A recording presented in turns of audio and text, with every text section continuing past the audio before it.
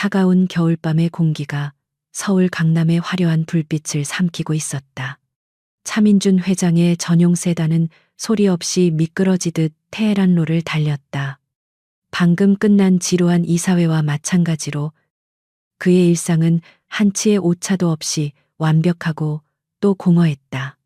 운전기사가 무언가 말하려다 입을 다물었다. 민주는 짜증 섞인 시선으로 창밖을 보았다. 바로 그때였다. 차량의 헤드라이트가 어두운 골목 어귀를 스쳐 지나갔다. 짧은 찰나. 빛의 궤적 속에 세 사람이 있었다.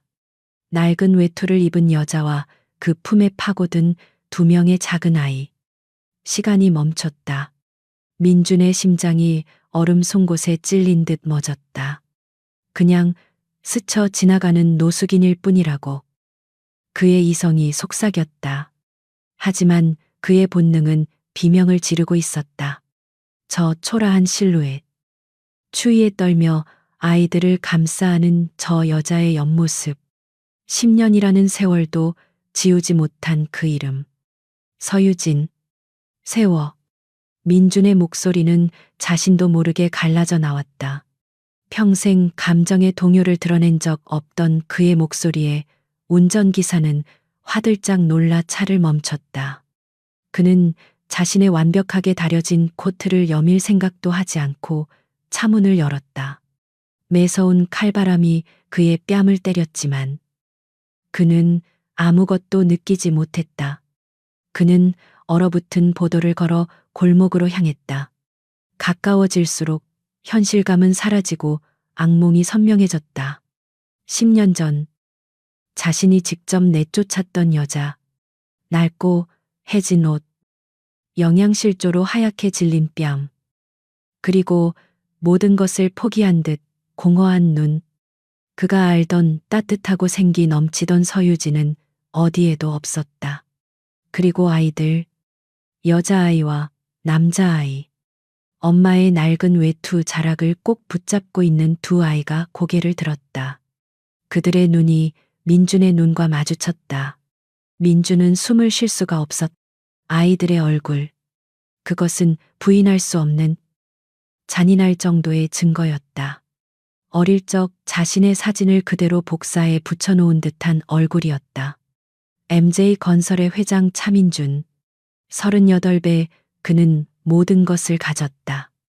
대한민국을 움직이는 거대 건설사의 총수. 수천억의 자산가. 그의 이름 앞에는 늘 냉철한, 완벽한, 무자비한이라는 수식어가 따라붙었다. 그의 삶은 분 단위로 계획된 거대한 설계도와 같았다. 그의 펜트하우스는 서울의 야경을 발 아래에 둔 얼음성이었다. 최고급 대리석과 차가운 금속, 그리고 거대한 유리창으로 이루어진 그곳에는 온기라고는 존재하지 않았다. 그는 10년 동안 단 한 번도 자신의 침대에서 편안하게 잠든 적이 없었다. 성공의 정점에 올랐지만 그의 영혼은 언제나 혹독한 겨울이었다. 그 겨울의 시작은 10년 전. 그가 서유진에게 이혼 서류를 던졌던 그날이었다. 그는 아직도 그날을 기억했다. 더러운 돈에 눈이 멀어 내 뒤에서 바람을 펴. 그의 목소리는 경멸로 가득 차 있었다. 그는 어머니 왕 회장이 내민 유진과 낯선 남자가 다정하게 찍힌 사진들을 믿어 의심치 않았다. 유진은 아무 변명도 하지 않았다. 그녀는 그저 눈물만 흘리며 하얀 얼굴로 그를 바라볼 뿐이었다. 그 침묵이 민준을 더욱더 분노하게 만들었다. 그는 그녀의 모든 것을 빼앗았다. 그녀가 결혼하며 가져왔던 작은 예물까지도. 그는 그녀를 빈손으로 자신의 완벽한 세계에서 지워버렸다. 그 후로 10년. 그는 단 한순간도 그녀를 떠올리지 않았다고 스스로를 속였다. 하지만 그의 서재 가장 깊은 곳, 그만이 아는 비밀 금고 안에는 낡은 사진 한 장이 있었다. 대학 시절 벚꽃 아래에서 환하게 웃고 있던 유진의 사진. 그 사진만이 그의 얼어붙은 성 안의 유일한 봄이었다. 그리고 지금 그의 앞에 그 봄이 가장 처참하고 비참한 모습으로 서 있었다. 그의 심장이 조각나는 것 같았다. 아이들의 존재는 그가 10년 동안 애써 외면해온 모든 것을 수면 위로 끄집어냈다. 만약 저 아이들이 누구야? 민준이 간신히 목소리를 쥐어짰다. 이 아이들 누구냐고. 그의 목소리는 차가웠지만 그 안에는 절박한 질문이 담겨 있었다. 제발 아니라고 말해줘. 나와 상관없는 아이들이라고. 유진은 민준을 처음 보는 사람처럼 쳐다보았다. 그녀의 눈에는 증오도 원망도 없었다. 그저 깊이를 알 수 없는 거대한 공허함만이 존재했다. 그녀는 아이들을 자신의 등 뒤로 숨기며 한 걸음 물러섰다. 당신이 알 필요 없는 사람들이에요. 그녀의 목소리는 낯설었다. 고생에 갈라지고 모든 희망을 잃어버린 목소리였다. 돌아가세요. 차민준 회장님. 여긴 회장님 같은 분이 계실 곳이 아닙니다. 저희는 저희끼리 괜찮으니까요. 회장님. 그 단어가 비수처럼 민준의 가슴에 밝혔다. 한때 서로의 이름을 가장 다정하게 부르던 사이였다. 이제 그녀는 그를 완벽한 타인으로 대하고 있었다. 아니, 타인보다도 못한 경계해야 할 침입자로 여기고 있었다. 민주는 주먹을 꽉 쥐었다. 그는 돈을 꺼내려 했다. 수표라도 건네주고 싶었다. 하지만 그는 그럴 수 없었다. 그것은 그녀에 대한 그리고 자신과 똑같이 생긴 저 아이들에 대한 모독이었다. 그의 완벽한 세상에서는 돈으로 해결되지 않는 일이 없었다. 하지만 지금 이 순간 돈은 휴지 조각보다도 무력했다. 유진은 더 이상 그를 쳐다보지 않았다. 그녀는 아이들의 작은 손을 잡고 몸을 돌렸다. 가자. 은우야. 은서야. 더 추워지기 전에 지하철역으로 가야지. 그녀는 어두운 골목 안쪽으로 그의 세상에서 다시 한번 사라지려 했다. 민주는 움직일 수 없었다. 그는 차가운 도시의 한복판에 버려진 사람처럼 세 사람이 어둠 속으로 사라지는 것을 그저 바라볼 수밖에 없었다. 그의 발밑으로 그의 완벽했던 세계가 무너져 내리고 있었다. 쿵, 쿵. 심장이 텅 빈 가슴을 울렸다. 정신을 차렸을 때 그는 이미 자신의 차 안이었다. 그는 떨리는 손으로 휴대폰을 들었다. 비서실장의 번호를 눌렀다. 그의 목소리는 얼어붙어 있었다. 김 비서, 사람을 찾아. 서유진. 10년 전 나와 이혼한 여자야. 지금 어디서 어떻게 살고 있는지. 그리고 아이들. 그녀와 함께 있는 두 아이에 대해서도 알아내. 모든 걸. 전화가 끊겼다. 차민주는 차가운 가죽 시트에 몸을 기댄 채 눈을 감았다. 휴대폰을 쥔 손이 미세하게 떨리고 있었다. 방금 전까지 이사회의 실적 보고서를 보던 그 냉철한 눈동자는 사라지고 혼란과 고통으로 가득 찬 한 남자의 눈이 남았다. 그는 방금 본 광경을 필사적으로 머릿속에서 지우려 했다. 하지만 그럴수록 세 사람의 이미지는 더욱 선명하게 떠올랐다. 모든 것을 포기한 서유진의 공허한 눈, 그리고 자신을 경계하던 두 아이의 눈, 그 아이들의 얼굴은 부인할 수 없는 잔인한 증거였다. 운전기사는 백미러로 민준의 상태를 살피며 감히 입을 열지 못했다. 회장님이 저런 표정을 짓는 것을 10년 동안 모시면서 처음 보았다. 차 안의 공기는 얼음장 같았지만 그것은 평소의 위압적인 차가움이 아니었다. 그것은 깨진 유리의 날카로운 차가움이었다. 차가 한강 다리를 건너는 동안 민주는 10년 전 그날을 떠올렸다. 어머니 왕 회장이 건넨 사진 몇 장. 낯선 남자와 웃고 있는 유진의 모습. 그는 배신감에 눈이 멀었다. 그는 유진의 말을 단 한마디도 들으려 하지 않았다. 그녀의 침묵을 암묵적인 인정으로 받아들였다. 그는 그녀에게 얼마나 잔인했던가. 당신 같은 여자가 감히 내 아이를 가질 생각도 하지 마. 그는 자신이 그런 말까지 내뱉었다는 것을 기억해냈다. 그는 자신의 손으로 유진의 모든 것을 짓밟고 그녀를 지옥으로 밀어넣었다. 그리고 자신은 성공이라는 성을 쌓아 올렸다. 그녀가 그를 회장님이라고 불렀을 때 그의 심장은 조각났다.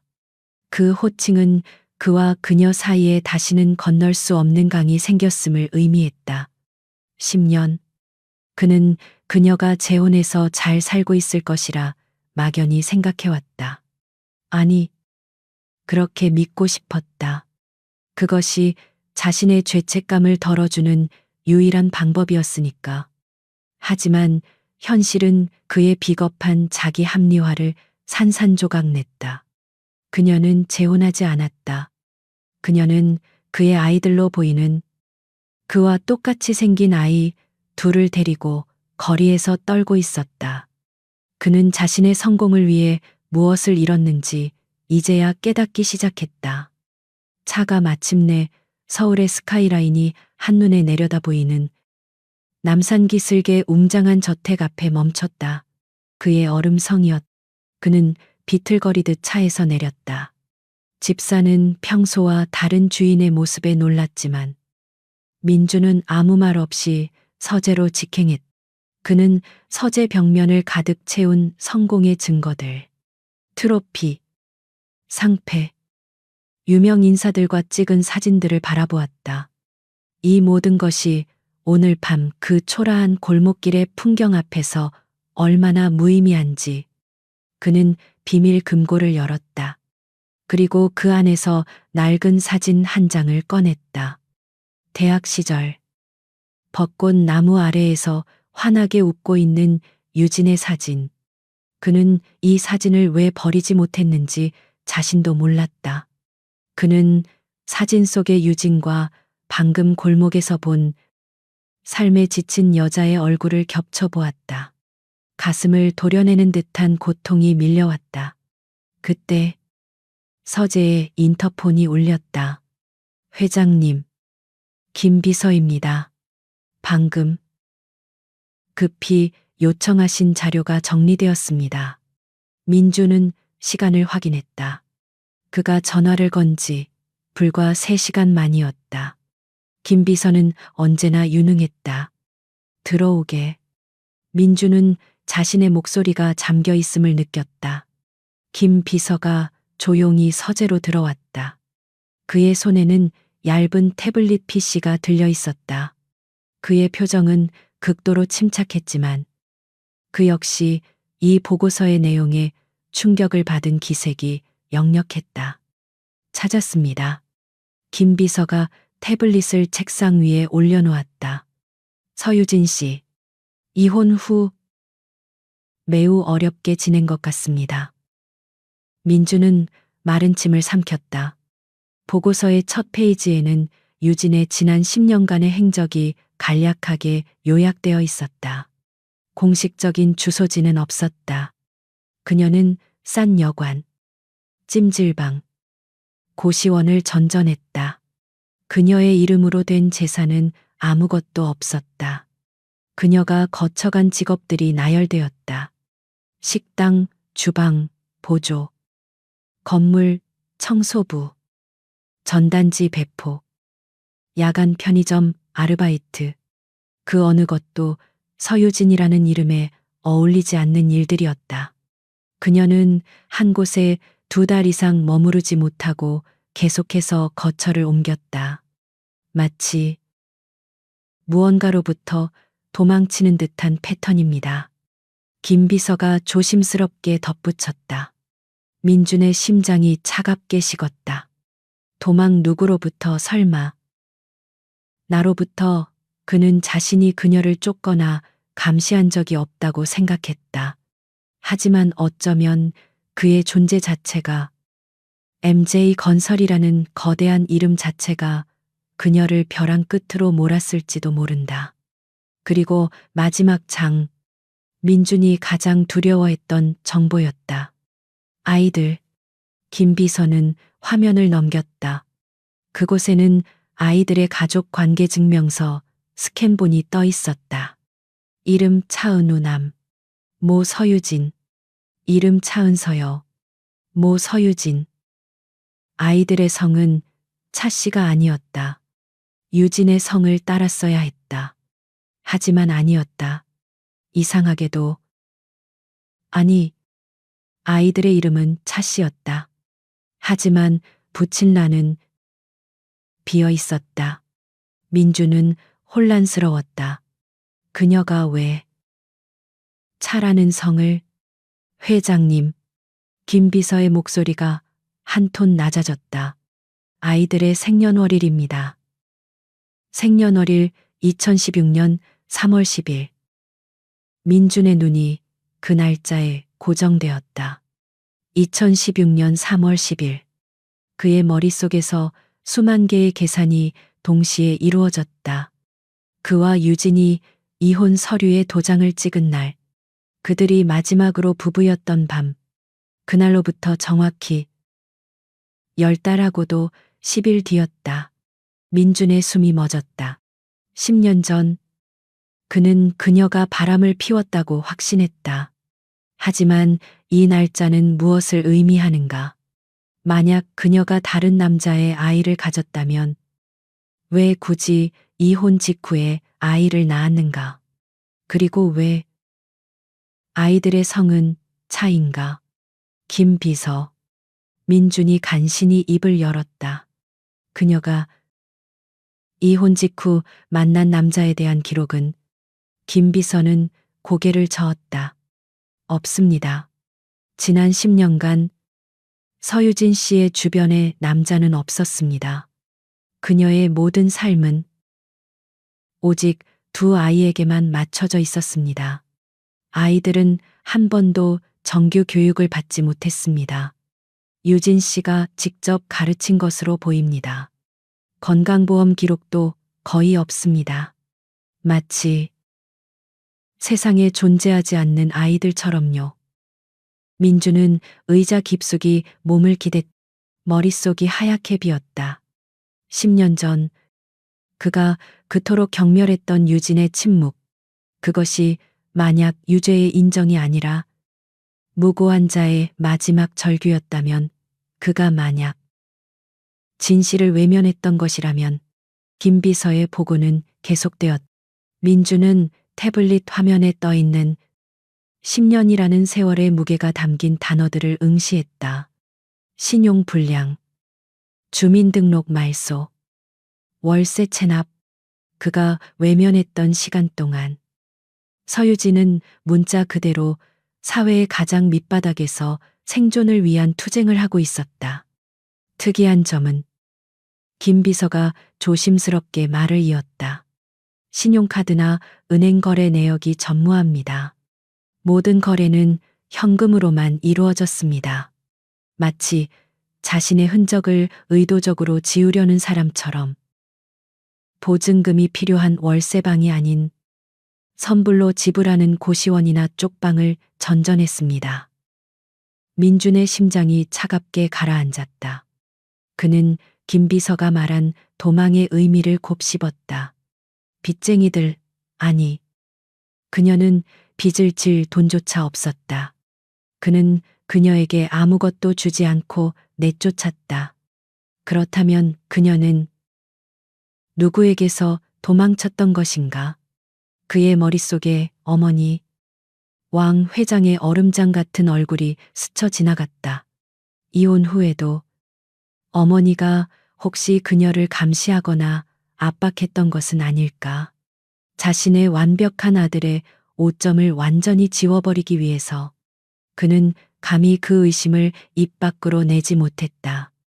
아이들은 민준이 가장 중요한 질문을 꺼냈다. 그의 목소리는 모래가 섞인 듯 거칠었다. 말씀드린 대로 공교육 기록이 전무합니다. 하지만 오늘 저녁 저희 팀이 두 아이를 시립 도서관에서 목격했습니다. 늦은 시간까지 책을 읽고 있었다고 합니다. 나이에 맞지 않게 어려운 책들을 읽고 있었고, 그리고 김 비서는 잠시 망설였다. 그리고 뭐지? 도서관 게시판에 붙어 있는 노숙인을 위한 무료 급식소 안내문을 유심히 보고 있었다고 합니다. 쿵! 민준의 가슴이 무너져 내렸다. 그의 핏줄, 그의 아이들, 세상의 모든 부를 가진 이 남자의 아이들이 지금 이 순간 굶주림을 걱정하고 있었다. 성공이라는 이름 아래 그가 쌓아 올린 모든 것이 그 한마디에 잿더미처럼 느껴졌다. 그는 손을 들어 김 비서에게 나가보라고 했다. 비서실장이 소리 없이 서재를 나갔다. 민주는 거대한 통유리창 앞으로 걸어갔다. 발 아래에는 그가 소유한 도시의 화려한 야경이 별처럼 펼쳐져 있었다. 하지만 그의 눈에는 아무것도 들어오지 않았다. 그의 시선은 10년 전, 그 지옥 같던 그날의 거실로 향하고 있었다. 그날은 비가 내렸다. 야망으로 가득 차 있던 젊은 차민주는 막대한 투자를 유치하고 의기양양하게 집으로 돌아왔다. 하지만 집 안의 공기는 평소와 달랐다. 아내 서유진은 하얗게 질린 얼굴로 소파에 앉아 있었고, 그의 어머니 왕 회장이 차가운 얼굴로 그녀를 내려다보고 있었다. 테이블 위에는 사진 몇 장이 흩어져 있었다. 유진이 낯선 남자와 함께 호텔 입구로 들어가는 사진. 카페에서 다정하게 웃고 있는 사진. 이게 뭔가? 서유진. 그는 묻지 않았다. 그는 신문했다. 민준 씨. 유진의 목소리가 가늘게 떨렸다. 그게 당신이 생각하는 그런 게 아니에요. 저분은 뭐가 아니야. 왕 회장의 날카로운 목소리가 유진의 말을 잘랐다. 네가 감히 내 아들 뒤에서 이런 더러운 짓을 해. 민준이가 너 같은 고아 출신 거둬줬으면 고마운 줄 알고 조용히 살림이나 할 것이지. 돈이 그렇게 좋더냐. 저 남자한테 내까 짓게 뭘 줄 게 있다고 맞나. 민주는 사진 속 남자의 얼굴을 기억했다. 유진보다 나이가 훨씬 많아 보였지만 비싸 보이는 옷을 입고 있었다. 그는 어머니의 말이 사실이라고 생각했다. 유진이 자신의 돈에 만족하지 못하고 더 큰 부를 찾아 자신을 배신했다고 그의 자존심이 산산조각 났다. 설명해봐. 그가 유진에게 차갑게 말했다. 그분은 그냥 저를 도와주셨던 분이에요. 옛날에. 유진은 무언가를 필사적으로 설명하려 했지만 그녀의 말은 왕 회장의 분노 앞에서 힘을 잃었다. 도와줘. 뭘 네가 남자들한테 꼬리치고 다니는 걸 도와줬다는 거냐. 아니에요. 아니에요. 유진은 울음을 터뜨렸다. 민주는 그 눈물이 역겨웠다. 그는 그것이 악어의 눈물이라고 생각했다. 그는 자신의 야망에 흠집이 생기는 것을 용납할 수 없었다. 그만해. 그의 목소리는 얼음장 같았다. 당신 같은 여자가 감히 내 명예에 먹칠을 해. 그는 서랍에서 미리 준비라도 한 듯한 이혼 서류를 꺼내 테이블 위에 던졌다. 그것은 왕 회장이 미리 준비해 둔 것이었다. 위자료는 한 푼도 없어. 당신이 서명한 혼전 계약서 기억하지? 당신은 빈손으로 들어왔으니 빈손으로 나가. 당장 내 집에서 꺼져. 유진은 울음을 그쳤다. 그녀는 믿을 수 없다는 듯 민준을 바라보았다. 그녀의 눈에는 더 이상 눈물이 없었다. 그 대신 깊은 절망과 알 수 없는 체념이 담겨 있었다. 그녀는 민준을 한참 동안 바라보았다. 그 시선의 의미를 그는 그때 읽지 못했다. 그녀는 떨리는 손으로 펜을 집었다. 그리고 서류에 자신의 이름을 적었다. 망설임 없이 그녀는 아무 말도 하지 않았다. 그 침묵. 민주는 그것이 그녀의 마지막 자존심이라고 생각했지만 지금 돌이켜보면 그것은 완벽한 절망이었다. 그녀는 그 길로 가방 하나만 들고 그 집을 나갔다. 민주는 그녀가 사라지는 뒷모습을 보면서 다시는 그녀를 떠올리지 않으리라 다짐했다. 그는 그녀를 자신의 완경한 삶에서 도려낸 암덩어리라고 생각했다.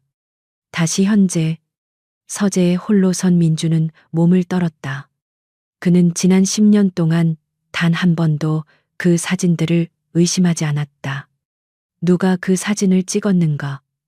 어떻게 그토록 정확한 타이밍에 그리고 사진 속의 그 남자는 왕 회장의 말이 기억 속에서 되살아났다. 저 남자한테 내까짓게 뭘 줄 게 있다고 맞나. 어머니는 마치 그 남자에 대해 모든 것을 알고 있는 듯한 말투였다. 끔찍한 의심이 그의 뇌리를 관통했다.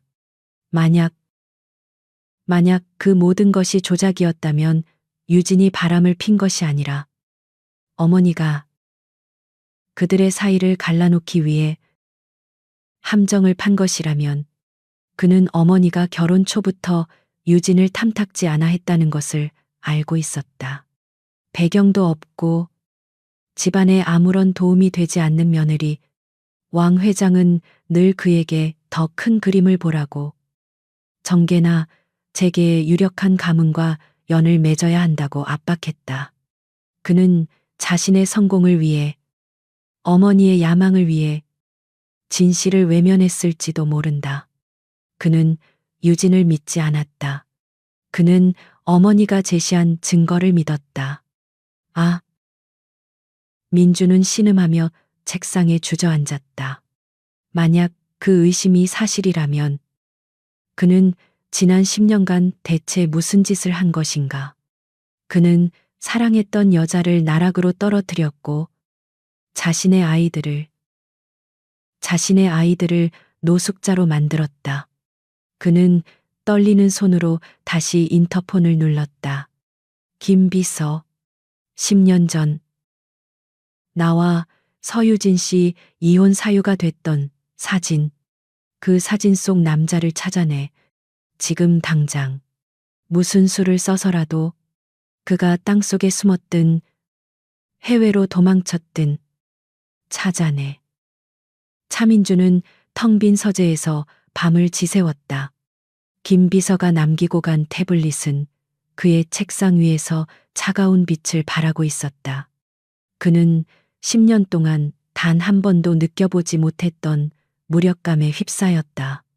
수천억의 자산, 수천 명의 직원, 대한민국을 움직인다는 그 거대한 권력이 지금 이 순간 아무런 힘도 되지 못했다.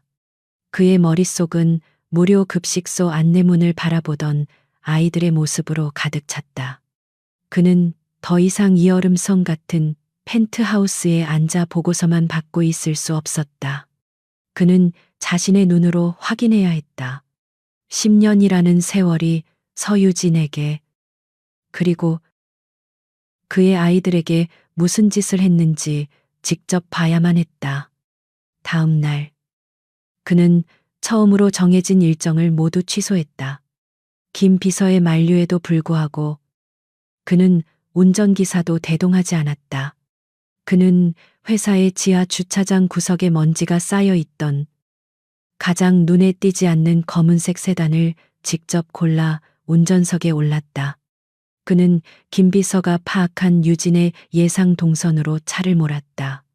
마포구의 한 낡은 상가 골목. 차마 차가 들어갈 수 없는 비좁은 길목에 차를 세운 그는 값비싼 코트 대신 평범한 검은색 점퍼를 걸치고 차에서 내렸다. 싸구려 음식 냄새와 하수구 냄새가 뒤섞인 공기가 그의 폐를 찔렀다. 그는 한 허름한 설렁탕 집의 유리창 너머로 그녀를 발견했다. 서유진. 그가 기억하는 유진은 햇살처럼 맑고 여렸다. 책을 좋아하고 작은 꽃 한 송이에도 감동하던 여자였다. 하지만 지금 그의 눈앞에 있는 여자는 그가 알던 사람이 아니었다. 그녀는 고무장갑을 낀 채 산더미처럼 쌓인 뚝배기를 닦고 있었다. 뜨거운 김이 그녀의 얼굴을 붉게 만들었지만 그녀의 표정은 얼어붙어 있었다. 거칠어진 손목, 땀에 젖은 머리카락, 그리고 무엇보다도 깊은 피로에 잠식당한 공허한 눈. 서빙 3번 테이블 주방장의 거친 고함 소리에 그녀가 화들짝 놀라며 쟁반을 들었다. 그녀는 손님에게 뜨거운 뚝배기를 내려놓다가 실수로 국물을 조금 흘렸다. 손님이 인상을 쓰며 욕설을 내뱉었다. 아줌마, 조심 좀 해옷 버릴 뻔했잖아. 유진은 쟁반을 든 채 그 자리에서 90도로 허리를 숙였다. 죄송합니다. 정말 죄송합니다. 그녀의 목소리는 기어 들어갔다. 민주는 주먹을 꽉 쥐었다. 그의 심장이 누군가에게 세게 얻어맞은 것처럼 아팠다. 저 여자는 그의 아내였다. 그는 그 자리에 더 이상 서 있을 수 없었다. 그는 골목길로 물러나 그녀가 일을 마치기만을 기다렸다. 몇 시간이 지났을까? 해가 저물고 유진이 드디어 식당 뒷문으로 나왔다. 그녀는 피곤해 절어 금방이라도 쓰러질 것 같았지만 걸음을 재촉했다. 민주는 일정한 거리를 두고 그녀의 뒤를 따랐다. 그녀는 버스를 타고 다시 지하철을 갈아탔다. 그녀가 향한 곳은 집이 아니었다. 그녀는 어제 김 비서가 보고했던 그 시립 도서관으로 들어갔다. 민주는 도서관 입구에서 망설였다. 그가 이곳에 들어가도 될까? 하지만 그는 아이들을 봐야 했다.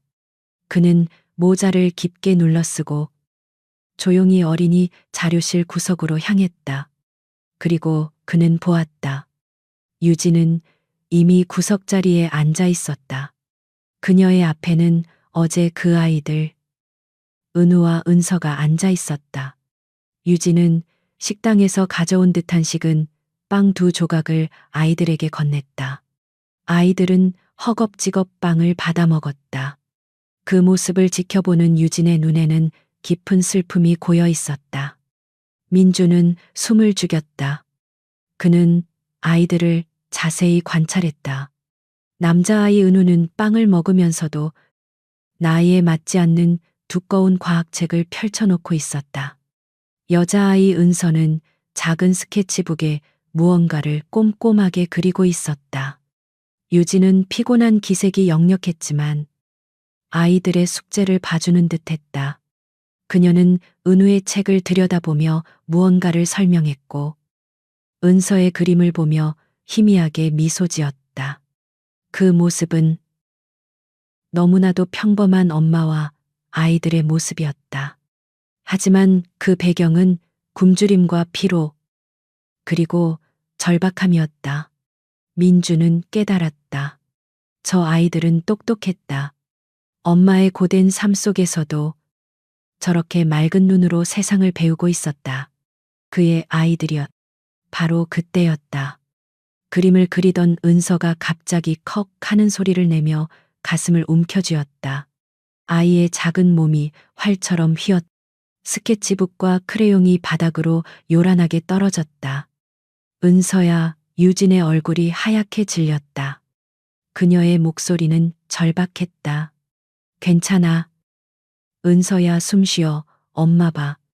은서는 작은 입을 벌린 채 숨을 들이마시려 했지만 공기가 들어가지 않는 듯했다. 아이의 얼굴이 순식간에 파랗게 변해갔다. 천식 발작이었다. 도서관에 있던 몇몇 사람들이 놀라 쳐다보았다. 유진은 미친 듯이 낡은 가방을 뒤졌다.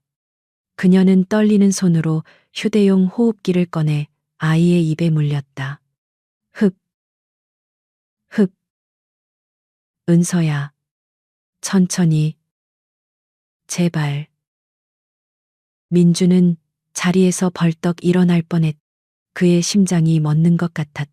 당장이라도 달려가 아이를 안아들고 병원으로 뛰고 싶었다. 하지만 그의 발은 바닥에 얼어붙은 듯 움직이지 않았다. 그는 지금 저 아이에게, 저 여자에게 다가갈 자격이 없었다. 그는 10년 전에 그 자격을 스스로 버렸다. 호흡기 덕분인지. 은서의 거친 숨소리가 조금 잦아들었다. 하지만 유진의 공포는 끝나지 않았다. 그녀는 아이가 기절이라도 할까봐 두려운 듯 아이를 품에 꼭 안았다. 은우는 겁에 질린 얼굴로 동생의 손을 꼭 잡고 있었다. 엄마. 은서. 괜찮아. 괜찮아. 괜찮을 거야. 유진은 울음을 참는 듯 아이들을 다독이며 짐을 챙겼다. 그녀는 창백하게 질린 은서를 업고 은우의 손을 잡고 도서관을 뛰쳐나갔다. 민주는 홀린 듯이 그들을 뒤따랐다. 그는 자신의 차에 시동을 걸었다. 유진은 큰 길로 나가 미친 듯이 택시를 잡으려 했지만 빈 차들은 그녀의 초라한 행색을 보고는 그냥 지나쳐 버렸다. 제발, 제발 멈춰주세요. 아이가 아파요. 유진의 절규가 밤 공기를 갈랐다. 민주는 핸들을 부서져라 움켜쥐었다. 그는 당장이라도 차를 그녀 앞에 세우고 싶었지만 그랬다간 그녀가 아이를 데리고 더 깊은 곳으로 도망칠 것만 같았다. 간신히 한 택시가 멈춰섰다. 유진은 아이들을 데리고 택시에 올라탔다. 그녀는 기사에게 다급하게 목적지를 외쳤다. 신촌. 신촌 세브란스 병원 응급실로 가주세요. 빨리요. 민주는 그 뒤를 바짝 따랐다. 그의 머릿속은 온통 혼란으로 가득 찼다. 단순한 천식이 아니었다. 저렇게 급하게 대학병원 응급실로 가야 할 정도라면 병원 응급실은 전쟁터 같았다. 유진은 은서를 안고 달려들어가며 외쳤다. 아이가 숨을 못 쉬어요. 선천성 심장. 민주는 응급실 입구 유리문 뒤에 숨어 그 광경을 지켜보았다. 의사와 간호사들이 달려나와 아이를 이동 침대에 눕혔다. 유진은 절차를 밟기 위해 원무과 창구로 향했다. 그녀는 낡은 지갑에서 꼬깃꼬깃한 현금 몇 장을 꺼냈다. 보호자분. 일단 검사부터 해야 합니다. 수납 먼저. 이거밖에 없어요. 일단 아이부터. 유진의 목소리가 절망으로 떨렸다. 민주는 더 이상 참을 수 없었다. 그가 막 나서려던 순간 한 중년 의사가 유진을 알아보고는 원무과 직원에게 손짓했다. 됐습니다. 이 아이 우리 병원 환자입니다. 나중에 처리하고 일단 응급처치부터. 유진은 의사에게 달려가 매달렸다. 교수님, 은서가 갑자기. 의사는 유진을 진정시키며 응급실 안쪽으로 들어갔다. 민주는 차가운 병원 복도에 홀로 남겨졌다. 그는 아까 유진이 의사에게 외쳤던 말을 되뇌었다. 선천성 심장. 그는 벽에 등을 기댔다. 다리에 힘이 풀렸다. 그는 김 비서에게 다시 전화를 걸었다. 그의 목소리는 쇳소리 같았다. 김 비서, 지금 당장 신촌 세브란스 병원, 서유진. 그리고 차은서, 아니, 서은서, 아예. 모든 진료 기록을 알아내. 무슨 병인지, 얼마나 오래됐는지, 전부. 그는 전화를 끊고 응급실 문만 바라보았다. 1시간, 2시간, 시간이 지옥처럼 흘러갔다. 마침내 유진이 지친 모습으로 걸어 나왔다. 그녀 옆에는 다행히 안정을 되찾은 듯한 은서와 그런 누나의 손을 꼭 잡은 은우가 있었다. 민주는 기둥 뒤에 몸을 숨겼다. 그는 유진과 의사가 나누는 대화를 들었다. 어머니, 이렇게는 안 됩니다. 의사의 목소리는 단호했다. 은서는 지금 당장 수술 날짜를 잡아야 해요. 심장 판막 결손이 더 심해지고 있습니다. 지금 버티고 있는 게 기적이에요. 이 추위에 밖에서 지내고 영양 상태도 이러다 정말 큰일 납니다. 유진은 고개를 숙인 채 떨고 있었다. 알아요. 교수님. 조금만. 돈을 거의 다 모았어요. 조금만 더 시간을 주시면. 수술비가 문제가 아닙니다. 아이, 목숨이 달렸어요. 내가 몇 번이나 사회복지과랑 연결해 주려고 했습니까? 왜 자꾸 피하시는 겁니까? 아이, 아빠는 대체 뭐 하는 사람이에요? 유진은 입술을 깨물었다. 그녀의 눈에서 참았던 눈물이 흘러내렸다. 죽었어요. 민주는 그 자리에 얼어붙었. 그녀가 거짓말을 했다. 죽었어요. 사고로. 그래서 저희는 아무도 없어요. 유진은 울음 섞인 목소리로 말했다. 제가 어떻게든 할게요. 교수님, 제발, 은서만 살려주세요. 민준의 심장이 산산조각 났다. 그녀는 지난 10년간 그의 아이가 심장병으로 죽어가는 것을 홀로 감당해왔다. 그녀는 그의 존재를 죽었다고 말했다. 그를 완벽하게 지워버린 것이다. 그가 10년 전 그녀에게 했던 것처럼, 아니, 그보다 더 잔인하게 그는 깨달았다. 유진이 왜 그토록 필사적으로 도망치고 숨었는지. 그녀는 그에게서 도망친 것이 아니었다. 그녀는 아이의 천문학적인 병원비를 감당하기 위해, 그리고 그에게 짐이 되지 않기 위해 스스로 세상에서 사라졌던 것이다. 차민주는 차가운 병원 복도, 그 어둠 속에 얼마나 오래 서 있었는지 몰랐다. 죽었어요. 서유진의 그 한마디가 그의 심장에 얼음처럼 밝혀버렸다. 그녀의 삶에서 그는 이미 10년 전에 사망한 존재였다. 그가 그녀에게 내뱉었던 그 모든 잔인한 말들이 결국 그녀가 스스로를 지키기 위해 그를 지워버리게 만들었다. 그는 보았다. 유진이 지친 은서를 다시 업고 은우의 손을 꼭 잡고 병원 밖으로 나가는 것을. 세 사람의 작고 초라한 뒷모습이 차가운 밤 공기 속으로 사라졌다. 그는 그들을 따를 수가 없었다. 그는 유령이었다. 그녀의 세상에서 그는 존재하지 않는 사람이었다. 그의 펜트하우스로 돌아오는 길. 서울의 화려한 야경이 그를 조롱하는 듯했다. 그는 이 도시의 왕처럼 굴었지만 정작 자신의 핏줄이 이 도시의 가장 어두운 곳에서 죽어가고 있는 것조차 몰랐다. 그의 얼음성은 그 어느 때보다도 춥고 텅 비어 보였다. 그는 젖은 코트를 벗어 던지고 서재로 들어갔다. 어둠 속에 앉아 그는 아침이 오기만을 기다렸다. 잠은 오지 않았다. 유진의 절망적인 눈빛과 숨을 헐떡이던 은서의 파리한 얼굴이 그의 눈앞을 떠나지 않았다. 그는 괴물이었다. 동이틀 무렵 김 비서가 서재로 들어왔다.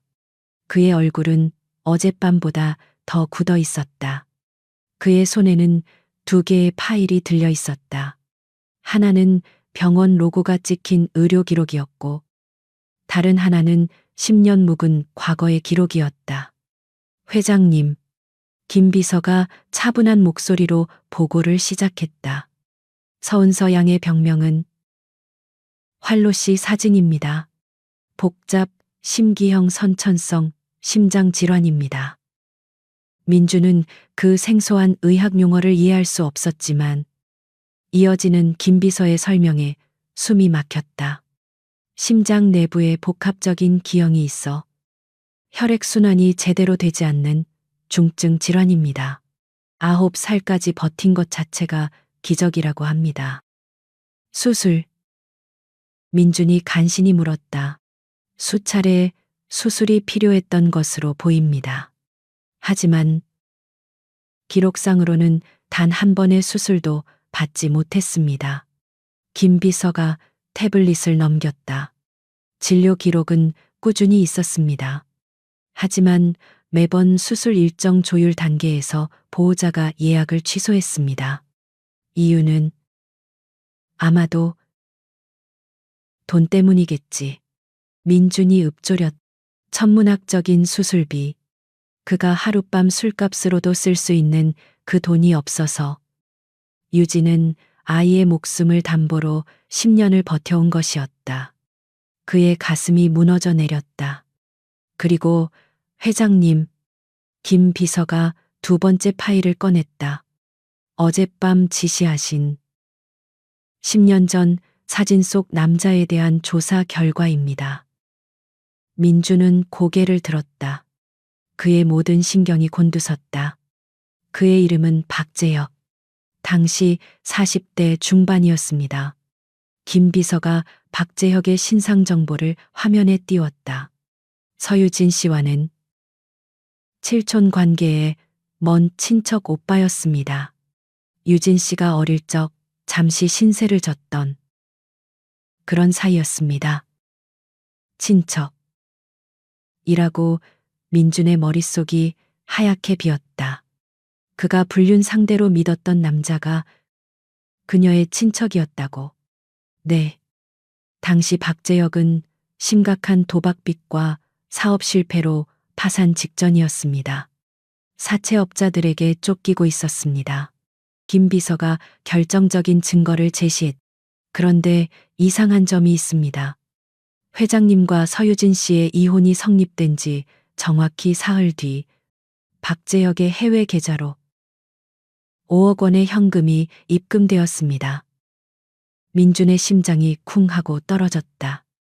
5억 원. 자금의 출처는 여러 개의 유령 회사를 거쳐 세탁되었습니다. 추적이 거의 불가능했습니다. 김 비서가 목소리를 낮췄다. 하지만 저희 팀이 그 유령 회사 중 하나의 자금 흐름을 역추적한 결과 그 돈이 최종적으로 흘러나온 곳은 왕 회장님의 개인 자산관리 회사가 관리하는 비자금 계좌 중 하나였습니다. 서재 안에 공기가 얼어붙었다. 민주는 숨을 쉴 수가 없었다.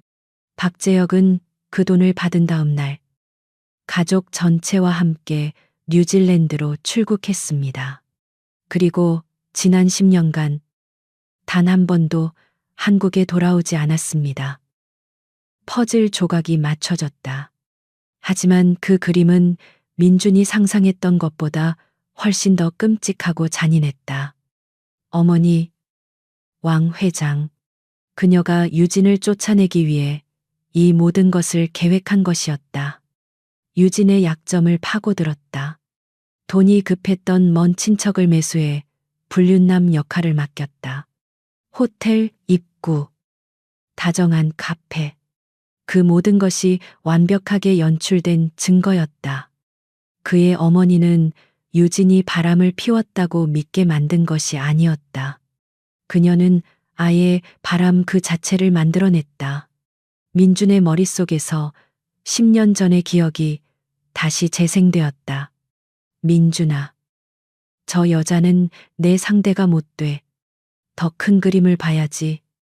저런 뿌리 없는 잡초는 뽑아내야 해. 어머니의 차가운 목소리, 그리고 모든 것을 체념한 듯 아무 변명도 하지 않았던 유진의 하얀 얼굴. 그녀는 변명할 수 없었던 것이다. 그녀가 친척 오빠라고 말해봤자 왕 회장이 제시한 호텔 사진과 돈 앞에서 누가 그녀의 말을 믿어주었을까? 특히 이미 성공의 눈이 멀어 그녀를 의심하고 있던 남편. 차민준 자신조차도 그는 깨달았다. 유진이 왜 아이들의 성을 자씨로 했는지. 그것은 그녀의 마지막 자존심이자 아이들에게 아버지가 누구인지를 알려주기 위한 유일한 증표였을 것이다. 그리고 그녀가 왜 자신을 죽었다고 말했는지. 그녀는 그에게 돌아올 수 없었다. 돌아오는 순간 왕 회장은 아이들을 가만두지 않았을 것이다.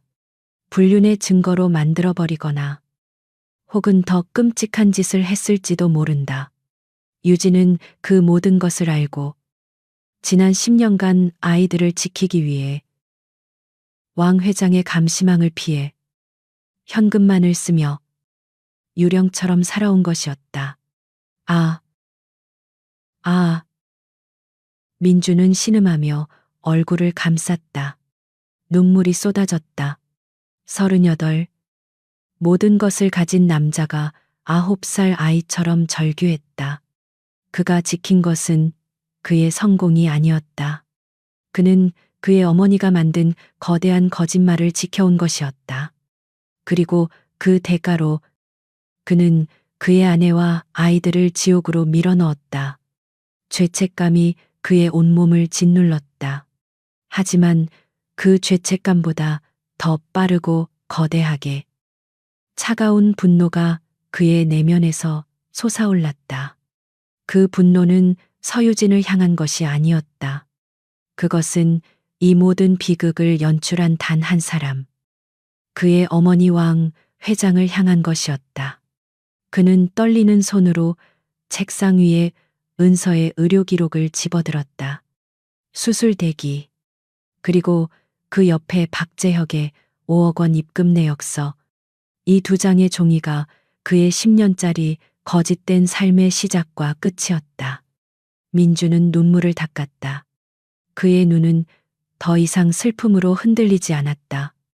그곳에는 모든 것을 파괴할 듯한 냉혹하고 어두운 결의가 자리 잡고 있었다. 그는 인터폰을 눌렀다. 목소리는 얼음장처럼 차가웠다. 김 비서. 오늘 저녁 어머니와의 약속을 잡게 본가에서 아주 조용한 저녁 식사로. 그날 저녁 차민주는 본가로 향했다. 평창동 언덕에 자리한 본가는 거대한 성체처럼 위압적이었다. 그가 10년간 쌓아올린 성공의 기반이자 그의 모든 것을 통제하려 했던 어머니 왕 회장의 영역이었다.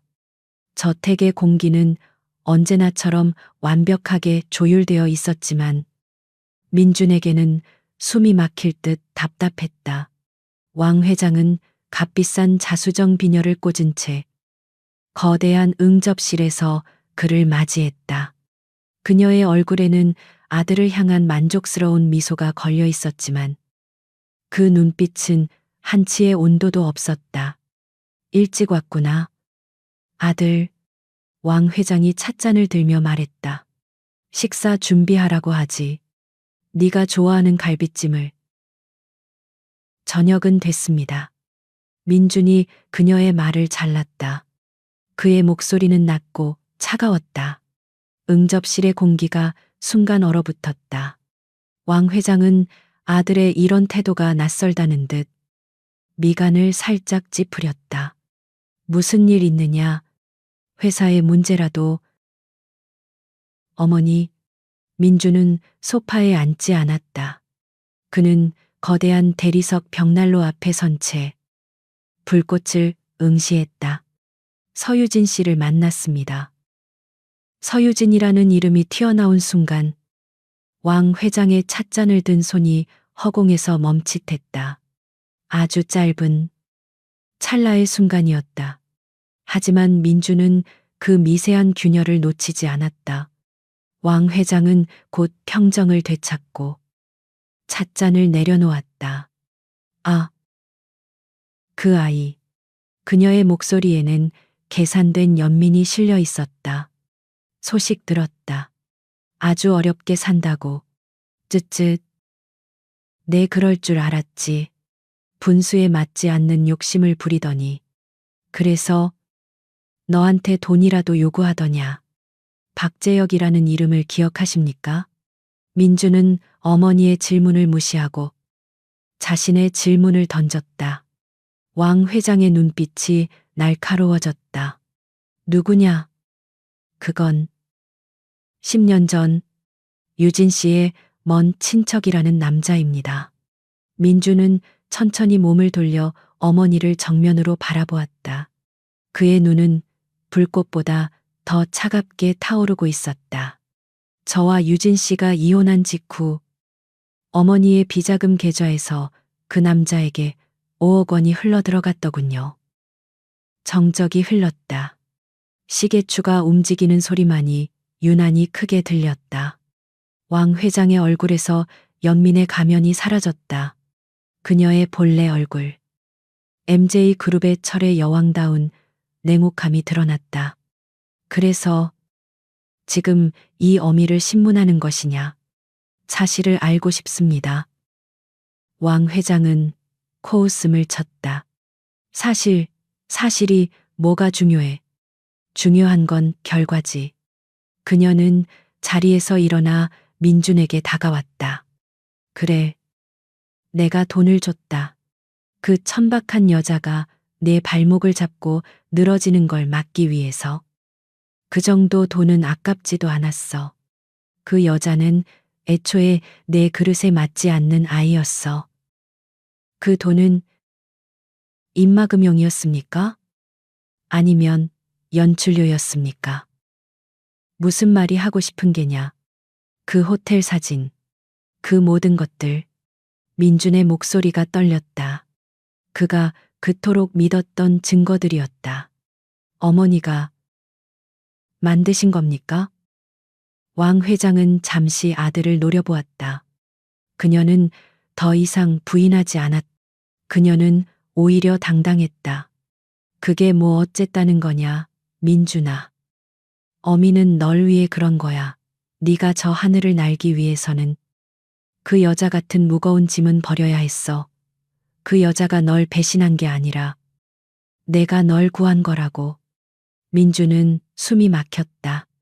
그는 지난 10년간 자신이 어머니의 꼭두각시였다는 사실을, 자신의 성공이 결국 한 여자의 희생 위에 세워진 신기루였다는 것을 깨달았다. 그의 분노는 너무나 거대해서 오히려 아무런 소리도 나지 않았다. 어떻게 그러실 수 있습니까? 정신 차려. 아들. 왕 회장이 그의 팔을 붙잡았다. 그 여자가 다시 나타나서 널 흔들고 있는 게로구나. 10년이 지났는데도 그 버릇을 못 고쳤군. 그래서 이번에는 뭘 들고 왔더냐. 돈이 더 필요하다고 하던. 민주는 어머니의 손을 뿌리쳤다. 아이들이 있었습니다.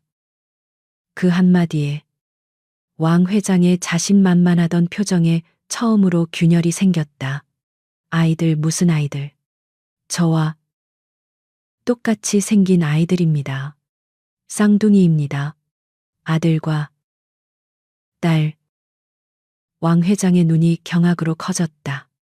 그럴 리가. 그 여자가 감히 내 손자를.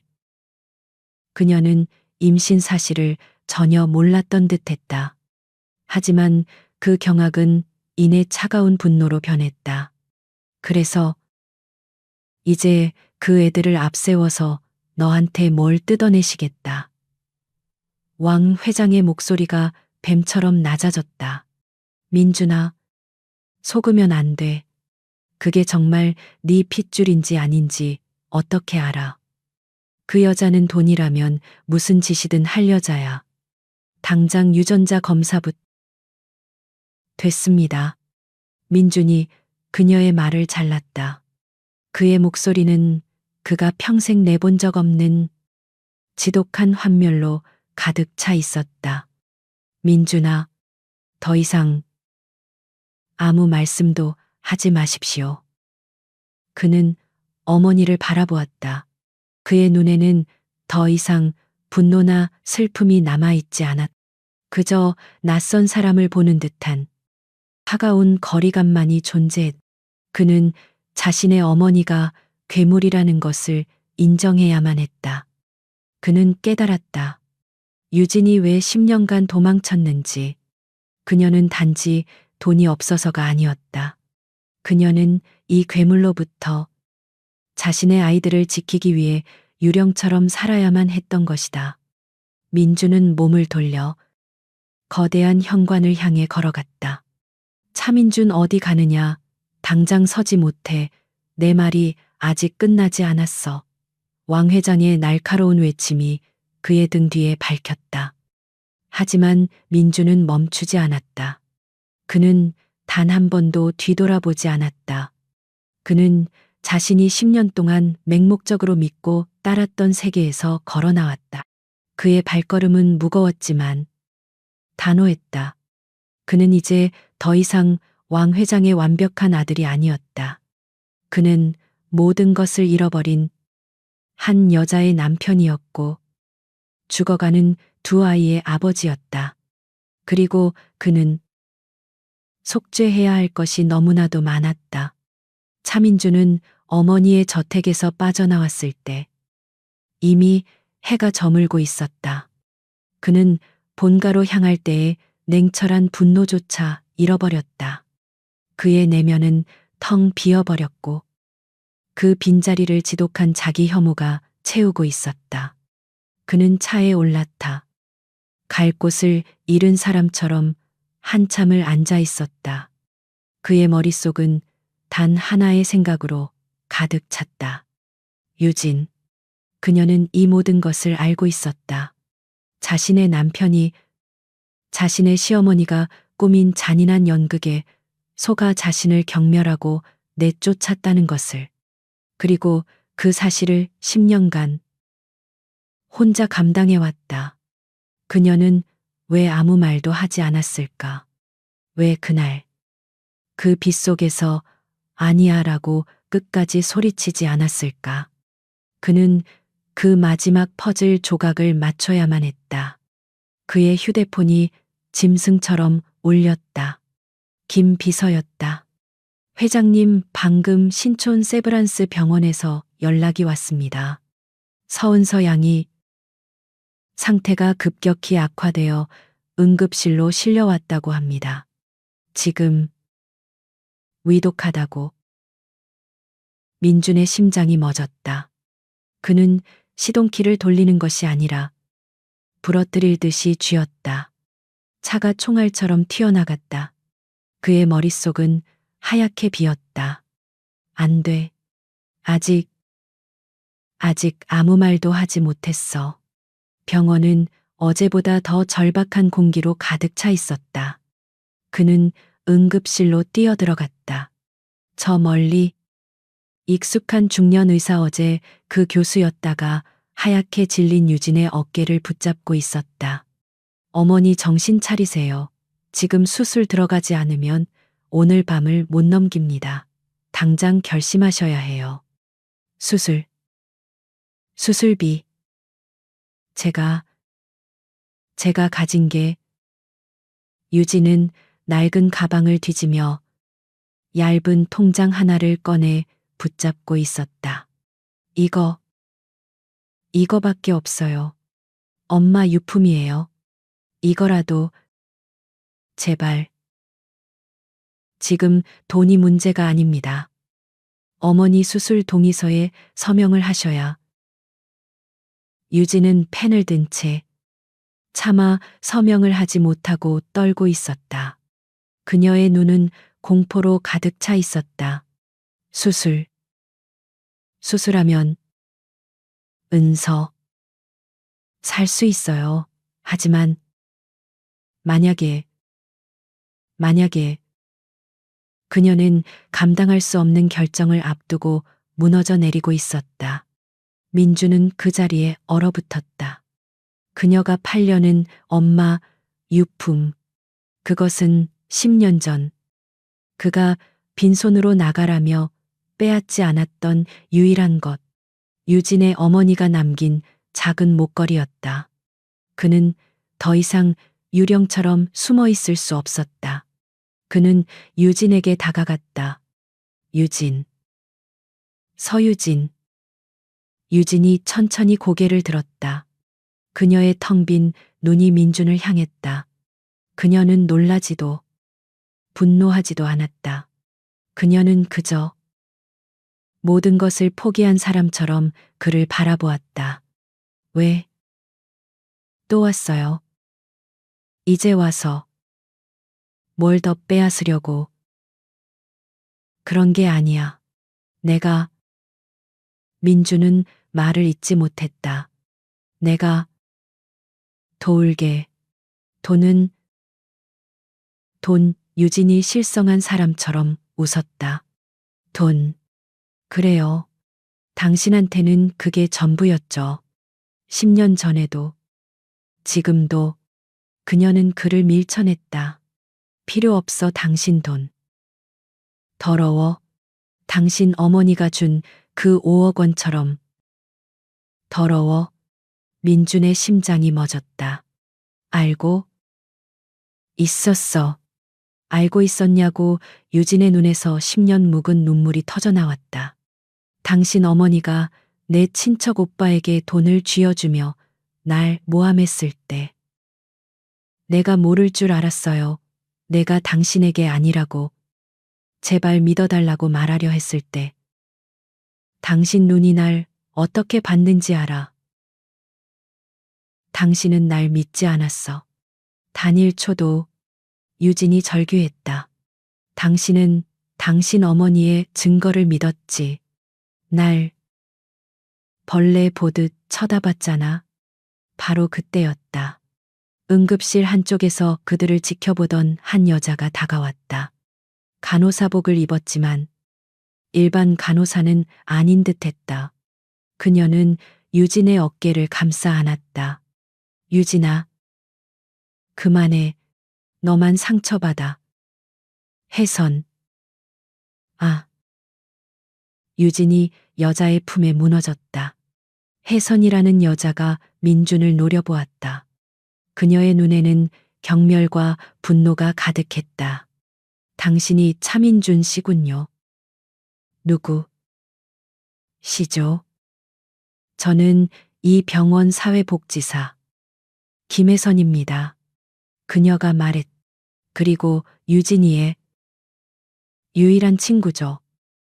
혜선은 민준을 응급실 밖 아무도 없는 복도 끝으로 끌고 갔다. 그녀의 목소리는 분노로 떨렸다. 당신이 대체 뭘 안다고 유진이 앞에서 돈 얘기를 꺼내요. 당신이 유진이 인생을 어떻게 망쳤는지 알기나 해. 나는 몰랐어. 어머니가. 어머니 혜선이 기가 막힌 듯 웃었다. 그래요. 당신 어머니. 그 지독한 여자. 당신. 유진이가 왜 그날 아무 변명도 못하고 당신 집에서 쫓겨났는지 정말 모르는 거예요. 민주는 침묵했다. 그는 박재혁의 연극 때문이라고 생각했다. 하지만 혜선의 눈은 그 이상의 것을 말하고 있었다. 당신 때문이잖아. 차민준 씨. 혜선의 목소리가 복도를 울렸다. 유진이가 지키려고 했던 건 그깟 자존심이나 억울함이 아니었어. 바로 당신이었단 말이야. 민주는 숨을 쉴 수가 없었다. 나라고 해서는 그날의 진실을 쏟아냈다. 10년 전 유진이 임신 테스트기를 들고 민준에게 기쁜 소식을 전하려던 바로 그날 아침, 왕 회장이 먼저 그녀를 찾아왔다. 혜선은 그날 유진에게서 걸려온 전화를 잊을 수 없었다. 유진은 공포에 질려 울고 있었다. 혜선아, 나 어떻게? 왕 회장은 유진에게 임신 사실을 어떻게 알았는지, 내 아들 앞길 막는 잡초는 뿌리째 뽑아버려야지, 라며 차갑게 웃었다고 했다. 그리고 왕 회장은 그녀에게 선택지를 주었다. 이 아이, 당장 지워. 그리고 내 아들 앞에서 깨끗이 사라져. 유진이 거부하자 왕 회장은 비장의 카드를 꺼냈다. 네가 정녕 내 아들 발목을 잡겠다. 왕 회장은 서류 몇 장을 테이블에 던졌다. 그것은 MJ건설의 치명적인 약점들이었다. 네가 사라지지 않으면 민준이는 모든 걸 잃게 될 거야. 내가 직접 내 아들을 파산시킬 거니까. 이 어미는 내 아들이 너 같은 여자한테 발목 잡혀 사느니 차라리 빈털터리가 되는 걸 볼 거야. 그것은 잔인한 협박이었다. 유진은 선택해야 했다. 자신의 사랑과 아이, 혹은 민준의 미래. 유진이는 혜선이 눈물을 삼켰다. 당신을 선택했어. 당신의 꿈을 지켜주기로 한 거야. 그래서 그날 저녁 당신 어머니가 꾸민 그 더러운 연극에 기꺼이 속아준 거라고 당신한테 경멸당하고 쫓겨나면서도 끝까지 입을 다물었던 건 그게 당신을 살리는 유일한 길이었으니까. 아, 민주는 무너져 내렸다. 그는 복도벽에 등을 기댄 채 주저앉았다. 그가 아니었다. 유진이 그를 버린 것이 아니었다. 유진이 그를 구한 것이었다. 그의 성공, 그의 제국, 그가 이룬 모든 것은 유진의 희생 위에 세워진 것이었다. 그녀는 그를 지키기 위해 자신과 아이들의 삶을 지옥으로 밀어넣었다. 그리고 그는 그런 그녀를 10년 동안 경멸하고 원망했다. 이 세상 그 어떤 지옥도 지금 그가 느끼는 고통과는 비교할 수 없었다. 심장이 문자 그대로 산산조각 났다. 회장님 김비서가 그를 발견하고 달려왔다. 하지만 민주는 아무것도 들리지 않았다. 그는 일어섰다. 비틀거리며 그는 다시 응급실로 향했다. 그곳에는 여전히 넋이 나간 채 수술 동의서를 붙잡고 있는 유진이 있었다. 그는 그녀에게 다가갔다. 그리고 그녀의 손에서 펜을 빼앗았다. 그는 떨리는 손으로 동의서의 보호자란에 자신의 이름을 적었다. 준. 그리고 그는 옆에 썼다. 부후. 유진이 놀라 그를 쳐다보았다. 민주는 그녀를 바라보지 못했다. 그는 아까 그 교수에게 다가갔다. 그의 목소리는 찢어지는 듯했다. 나는 차은서의 아비입니다. 그가 말했다. 이 병원의 모든 자원을 사용하십시오. 대한민국 최고의 의사를 불러오십시오. 돈은 내 모든 것을 걸겠습니다. 제발, 내 딸 좀 살려주십시오. 차민준이 부후라는 글자를 써넣는 순간 병원 응급실의 공기가 변했다. 그것은 단순한 서명이 아니었다.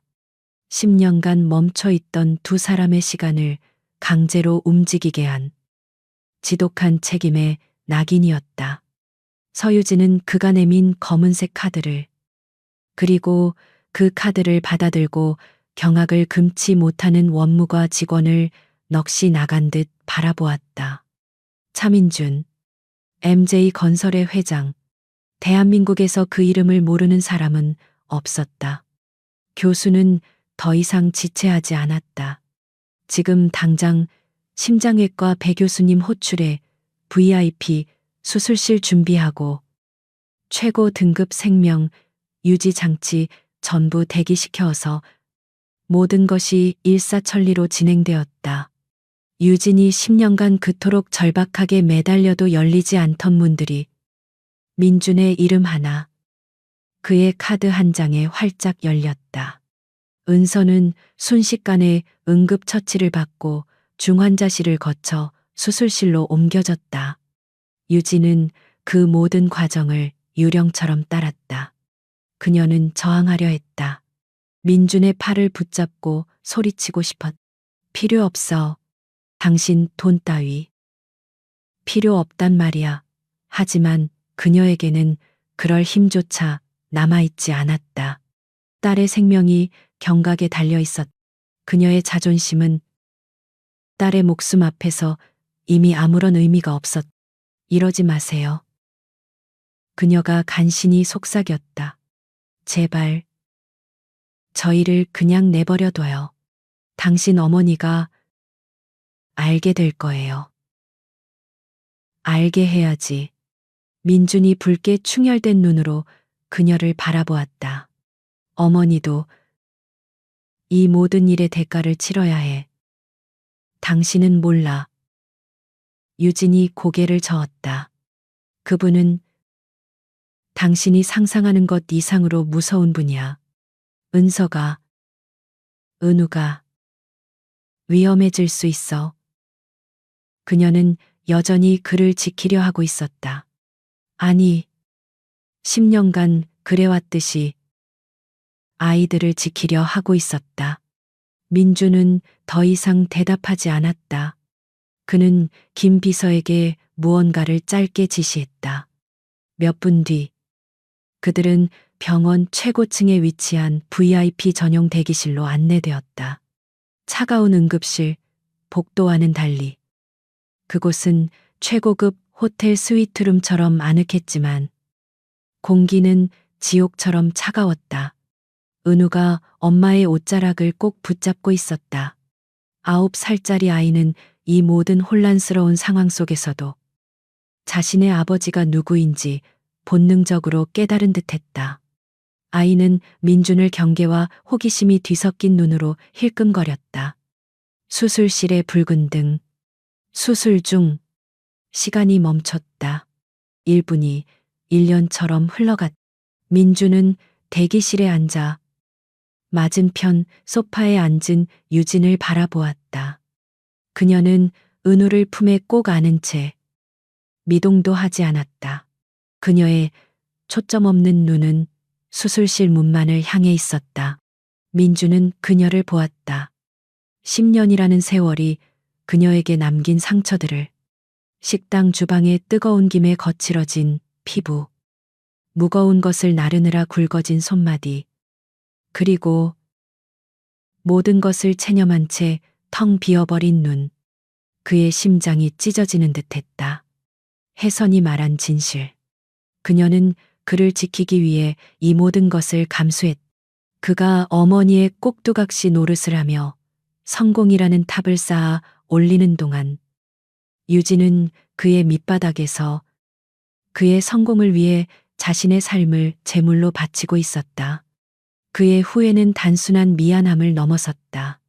그것은 자신의 존재 자체를 부정하는 끔찍한 고통이었다. 그는 왕 회장이 만든 거대한 거짓말의 무대 위에서 가장 화려한 주연 배우였다. 그리고 그는 그 대가로 자신의 영혼을 팔았다. 김 비서가 최고급 레스토랑에서 주문한 음식들을 가지고 들어왔다. 죽과 따뜻한 수프, 아이를 위한 부드러운 빵, 뭐라도 좀 먹어. 민준이 간신히 말했. 은우도 배고플 텐데. 유진은 고개조차 돌리지 않았다. 은우는 음식을 힐끗 보았지만 엄마의 품에 더 깊이 파고들었다. 아이는 굶주림보다 더 무서운 공포를 알고 있었다. 민주는 무릎 위에 있던 태블릿을 은우에게 내밀었다. 최신형 기기였다. 게임이라도 할래? 은우는 망설였다. 아이의 눈이 엄마를 향했다. 유진은 미세하게 고개를 저었다. 은우는 작은 목소리로 말했다. 괜찮아요. 동생. 기다려야 해요. 민주는 태블릿을 든 채 허공에서 손을 멈췄. 그는 깨달았다. 그와 그의 아이들 사이에는 그가 지난 10년간 쌓아 올린 돈과 성공이라는 거대하고 차가운 벽이 가로막혀 있었다. 그의 아이들은 그의 돈을 원하지 않았. 왜? 민준이 마침내 그 질문을 내뱉었다. 그의 목소리는 모래처럼 갈라졌다. 왜 말하지 않았어? 은서가. 이렇게 아픈데. 왜 나한테 연락하지 않았어? 그의 목소리에는 분노가 섞여 있었다. 그것은 유진을 향한 분노가 아니라 10년 동안 아무것도 몰랐던 자기 자신을 향한 견딜 수 없는 분노였다. 유진이 천천히 고개를 들었다. 그녀의 텅 빈 눈이 10년 만에 처음으로 민준을 정면으로 바라보았다. 그 눈에는 경멸도 증오도 없었다. 오직 불타버린 잿더미 같은 공허함만이 남아 있었다. 연락 그녀가 읊조렸다. 누구한테요? 10년 전 나한테 더러운 돈에 눈이 멀었다며 경멸하던 당신한테요. 그녀의 목소리는 조용했지만 그 어떤 비명보다도 날카롭게 민준의 심장을 찔렀다. 아니면 내 뱃속의 아이를 잡초라며 지우라고 협박하던 당신 어머니한테요. 유진. 나는 몰랐어. 모르는 게 당신의 죄야. 유진의 목소리가 처음으로 높아졌다. 당신은 알려고 하지 않았어. 당신은 당신의 성공, 당신의 명예. 그것만이 중요했지. 당신은 날 믿지 않았어. 단 한순간도. 그녀는 자리에서 일어났다. 그녀는 지난 10년간의 모든 고통을 담아 그를 노려보았다. 당신 돈 필요 없어. 당신의 그 잘난 병원도, 그 동정심도 10년이나 늦었어. 그녀는 민준을 밀치고 대기실 문을 열었다. 차라리 우릴 그냥 내버려둬. 우린 당신 없이도 살아왔어. 은서가 잘못된다 해도 그건 내 몫이야. 당신 몫이 아니라고. 그녀는 다시 차가운 복도로 뛰쳐나갔다. 수술실의 붉은 등을 하염없이 바라보기 위해 그것이 그녀가 지난 10년간 버텨온 방식이었다. 혼자서 모든 것을. 민주는 무너져 내렸다. 그녀의 마지막 말. 당신 몫이 아니라고. 그녀는 그에게 아버지로서의 자격조차 주지 않았다. 그때였다. 10여 시간이 지났을까. 수술실의 붉은 등이 꺼졌다. 민준과 유진은 동시에 자리에서 벌떡 일어났다. 수술실 문이 열리고 배 교수가 지친 얼굴로 걸어 나왔다. 그의 수술복은 땀과 피로 얼룩져 있었다. 교수님, 유진이 그에게 달려갔다. 은서는요? 배 교수는 천천히 마스크를 벗었다. 그의 얼굴은 무겁게 가라앉아 있었다. 일단 급한 불은 껐습니다. 유진과 민주는 안도의 한숨을 내쉬었다. 하지만 교수의 다음 말이 이어졌다. 하지만 너무 늦었습니다. 네, 그게 무슨 아이의 심장이 지난 10년간 너무 많은 부담을 견뎌왔습니다. 교수는 암담한 표정으로 차트를 넘겼다. 판막은 교체했지만 심장 근육 자체가 이미 회복 불가능할 정도로 손상되었습니다. 이식, 심장 이식 외에는 방법이 없습니다. 유진의 세상이 다시 한번 무너져 내렸다. 심장 이식. 배 교수의 마지막 말은 사형 선고처럼 병원 복도에 울려 퍼졌다. 서유진의 눈이 초점을 잃었다. 그녀의 몸이 실이 끊어진 인형처럼 무너져 내렸다. 안 돼. 안 돼. 유진아 차민준이 본능적으로 그녀를 부축했다. 그녀의 몸은 깃털처럼 가벼웠지만 그 안에 담긴 절망의 무게는 그를 짓눌렀다. 보호자분들, 정신 차리셔야 합니다. 배 교수가 암담한 표정으로 말했다. 일단 아이는 중환자실로 옮겨 약물로 심장 박동을 유지할 겁니다. 하지만 이건 임시 방편입니다. 보시다시피 은서 양은 체구가 작고 혈액형도 특이합니다. 소아 심장 기증자는 정말 하늘의 별 따기입니다. 교수는 시간이 없다는 말을 애써 돌려 말했다. 아이의 심장은 이미 한계에 다다랐다. 수술이라는 거대한 산을 넘자마자 이식대기라는 절망의 바다가 눈앞에 펼쳐졌다.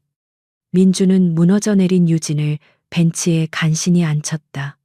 그는 즉시 차민준 회장으로 돌아왔다. 그는 김 비서를 붙잡고 평생 내본 적 없는 절박한 목소리로 명령했다. 김 비서, 지금 당장 국내 모든 장기이식 코디네이터 센터에 연락해 하니 전 세계야, 미국, 독일, 어디든 상관없어.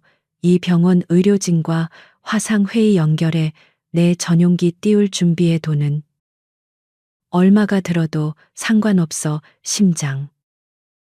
내 딸 심장을 찾아내. 그의 목소리는 절규에 가까웠다. 김 비서는 참담한 표정으로 고개를 숙이고 뛰어나갔다. 민주는 다시 유진에게 돌아왔다.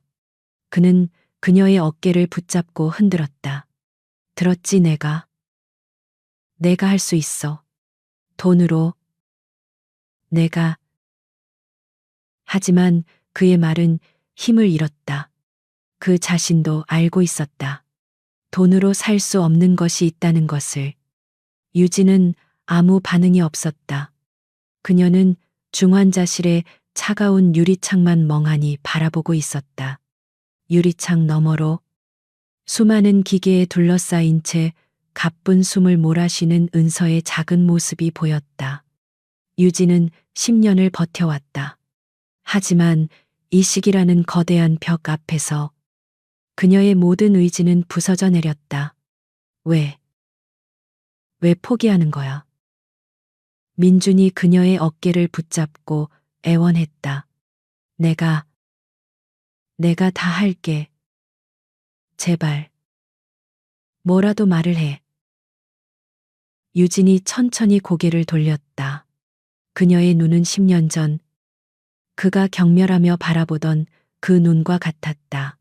텅 비어 있었다. 뭘? 하겠다고. 그녀의 목소리는 마른 입처럼 바스러졌다. 이게 당신이 하는 방식이잖아. 그녀가 실소했다. 언제나 돈으로. 10년 전 내가 돈 때문에 당신을 배신했다고 믿었지. 그리고 지금은 돈으로 내 딸의 심장을 사겠다고 하네. 유진. 못 사. 유진이 그의 손을 뿌리쳤다. 당신 돈으로는 못 사. 이건 우리가 받은 벌이야. 벌. 아니, 내가 받은 벌이야. 유진은 중환자실 유리에 이마를 기댔다. 내가 당신을 사랑해서 당신을 지키겠다고 내 딸을 이렇게. 민주는 숨이 막혔다. 그는 그녀의 절망 앞에 무릎을 꿇었다. 왜 그랬어? 혜선 씨한테 다 들었어. 왜? 그깟 내 미래가 뭐라고. 나 같은 놈. 뭐가 좋다고. 사랑. 유진이 읊조렸다. 그때는 그게 사랑이라고 믿었으니까. 그녀는 민준을 돌아보았다. 그녀의 눈에는 더 이상 분노도 원망도 없었다. 오직 지독한 슬픔만이 남아 있었다. 당신 어머니가 한 가지는 맞았거든. 나는 당신 짐이었어. 그녀가 말했다. 당신은 빛나는 사람이었고 위대한 꿈을 꾸고 있었지. 나는 아무것도 아닌 나였고, 그래서 당신을 미워하게 되는 것보다 당신이 날 미워하더라도 당신이 빛나는 걸 보는 게 낫다고 생각했어. 민준의 심장이 갈갈이 찢겼. 그녀가 그를 떠난 이유는 그를 너무 사랑해서 그에 비해 자신이 너무 초라하다고 믿었기 때문이었다. 그리고 그는 10년 동안 그 믿음을 행동으로 증명해왔다. 내가 잘못했어. 유진아, 내가. 그의 절규가 병원 복도를 울리던 바로 그때였다. 중환자실 구역의 엘리베이터 문이 둔탁한 소리를 내며 열렸다. 그곳에서 단 한 번도 이런 곳에 어울릴 것 같지 않았던 인물이 내렸다. 왕 회장이었다. 그녀의 뒤에는 비서와 경호원들이 도열해 있었다. 그녀는 아들이 VIP 병동을 통째로 빌리고 회사의 모든 업무를 중단시켰다는 황당한 보고를 받고 달려온 참이었다. 그녀의 눈은 분노로 이글거리고 있었다. 차민준 그녀의 날카로운 목소리가 복도를 갈랐다. 지금 이게 무슨 추태냐, 저런 것들 때문에 회사를 내팽개치고. 그녀의 시선이 바닥에 무릎을 꿇은 아들과 그 앞에 서 있는 초라한 서유진에게 향했다. 내년이로구나. 10년 만에 나타나서 또 내 아들을 홀리려고. 민주는 천천히 일어섰다. 그는 어머니를 바라보았다. 그의 눈에는 더 이상 아들로서의 존경이나 두려움이 남아있지 않았다. 그는 짐승이었다. 자신의 새끼가 죽어가는 것을 지켜보는 상처 입은 짐승. 당신. 민준이 읊조렸다. 당신도 알고 있었지. 왕 회장이 흠칫했다. 무슨. 유진이가 임신했던 거 알고 있었지. 그것은 질문이 아니었다. 확신이었다. 왕 회장의 얼굴이 순간 굳어졌다. 헛소리 마라. 그 여자가 어디서 굴러먹던 애를. 민주는 웃었다.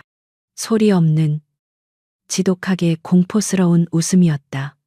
그는 어머니에게 천천히 걸어갔다. 왕 회장은 처음으로 아들의 그 눈빛에 뒷걸음질 쳤다. 당신이 이 모든 걸 만들었어. 민준의 목소리는 얼음처럼 차가웠다. 박재혁을 매수하고 날 속이고 유진이가 날 떠나게 만들었지. 당신의 그 위대한 아들을 위해서. 그는 품에서 김 비서가 가져온 서류철을 꺼내 어머니의 얼굴 앞에 집어던졌다. 박재혁의 입금 내역. 10년 전의 통화 기록. 모든 증거가 바닥에 흩어졌다. 다 여기 있어. 왕 회장은 바닥에 흩어진 서류들을 보고 얼굴이 하얗게 질렸다. 그녀가 완벽하다고 믿었던 범죄의 증거들이었다. 그녀는 무너지는 자신을 다잡으며 마지막 발악을 했다. 그래, 내가 그랬다. 다 널 위해서였어. 저런 잡초 같은 게 내 발목을 잡게 둘 순. 잡초 민준이 포효했다. 그는 어머니의 팔을 거칠게 움켜쥐었다. 저 유리창 너머에 당신 손녀가, 내 딸이 지금 죽어가고 있어. 심장이 망가져서. 당신이 저지른 그 짓 때문에 10년 동안. 손녀. 왕 회장은 그제야 사태의 심각성을 깨달았다. 그녀의 눈이 처음으로 공포로 흔들렸다. 이 순간부로 민준이 어머니의 손을 뿌리쳤다. 그의 목소리는 사형 선고와 같았다. 당신은 내 어머니가 아니야. MJ건설의 회장도 아니게 될 거야. 내가 가진 모든 걸 걸어서 당신을 끌어내릴 거니까. 그는 유진을 가리켰다. 그리고 당신은 저 여자에게 무릎 꿇고 사죄하게 될 거야. 왕 회장은 자신의 아들이 자신이 평생을 바쳐 만든 작품이 자신에게 칼을 겨누는 것을 보며 다리에 힘이 풀려 주저앉았다. 그녀의 완벽했던 성이 무너져 내렸다. 그 모든 비극적인 드라마가 절정에 달한 순간 삐 중환자실 내부에서 요란한 경고음이 울려 퍼졌다. 붉은 비상등이 복도를 비췄다. 의사 선생님, 환자. 간호사가 절박하게 소리치며 뛰쳐나왔다. 환자 심정지입니다. 지금 당장. 은서가 심정지입니다. 간호사의 절박한 외침은 차가운 복도의 모든 소리를 집어삼켰다. 차민준의 분노도, 왕 회장의 경악도, 서유진의 절망도, 그 붉은 경고등 앞에서 모두 의미를 잃었다. 배 교수를 비롯한 의료진이 중환자실 안으로 폭풍처럼 쏟아져 들어갔다. 제세동기의 날카로운 충전음, 의사들의 다급한 외침이 유리문 너머로 새어나왔다. 에피네프린 투여 계속 압박해. 유진은 유리문에 이마를 기댄 채 딸의 작은 몸이 전기 충격에 튕겨 오르는 것을 보며 아무 소리도 내지 못하고 무너져 내렸다. 그녀의 영혼이 딸과 함께 죽어가고 있었다. 민주는 그녀를 안으려다 손을 멈췄다. 그는 지금 그럴 자격이 없었다. 그는 대신 이 모든 비극의 원흉인 자신의 어머니를 돌아보았다. 왕 회장은 복도 한가운데에 홀로 서 있었다. 그녀의 경호원들도, 비서도 감히 이 처참한 광경에 끼어들지 못했다. 그녀는 자신이 평생을 바쳐 쌓아 올린 아들의 그 지옥 같은 눈빛을 마주하고 있었다. 그녀의 제국이 무너지고 있었다. 김비서. 민준의 목소리는 죽은 사람처럼 차가웠다. 어머니, 전 회장님을 댁으로 모셔. 그리고 이 병원 출입 금지시켜.